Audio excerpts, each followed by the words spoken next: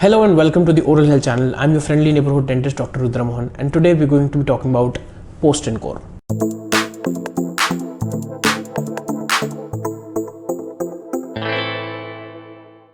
So today's episode is basically about post and core, a concept that you must have heard very regularly whenever you're getting an RCT done.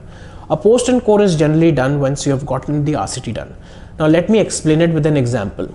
Whenever a building is being constructed, have you noticed an under construction building? It always has those pillars and the scaffolding around them, and seldom we require more support in the form of beams so that the pillars can be erected properly and the building foundation is made strong.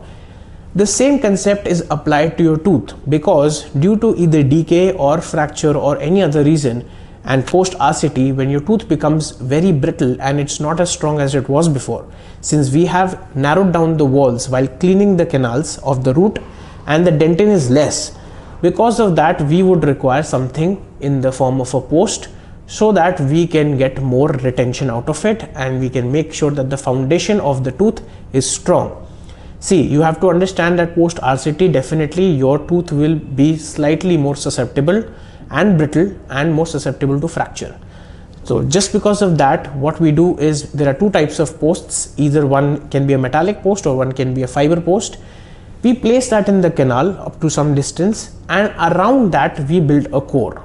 Now what is the point of a core? Let's be very honest, once the tooth has gone under so much of destruction, you will require a cap. And how will the cap engage onto the tooth surface? You will require a core around which a ferrule is basically like this, is created, over which the cap will be present, and you can go about your day and your good quality of life of eating and chewing your food properly like you naturally do. So if you want to make sure that the tooth does not undergo fracture, you have to create a core on top of that, which is known as a core buildup.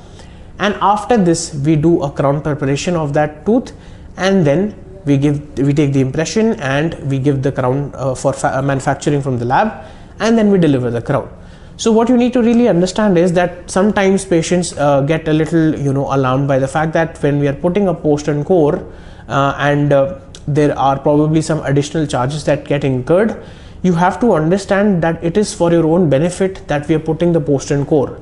A lot of times, if you don't put a post and core, if you don't put a post, basically your tooth might be more susceptible to fracture, and then you will probably complain to your dentist that my tooth fractured. So it's always better to go ahead with more stability of the tooth, and to make sure that all the procedures are done and followed by proper protocol if required, because let's be very honest, most of the people, when they come for an RCT, it's already too late and a lot of tooth structure and the integrity of the tooth is compromised. So that is why we generally as dentists encourage everyone, if the tooth is very badly broken down, it is always better to go for a post and core.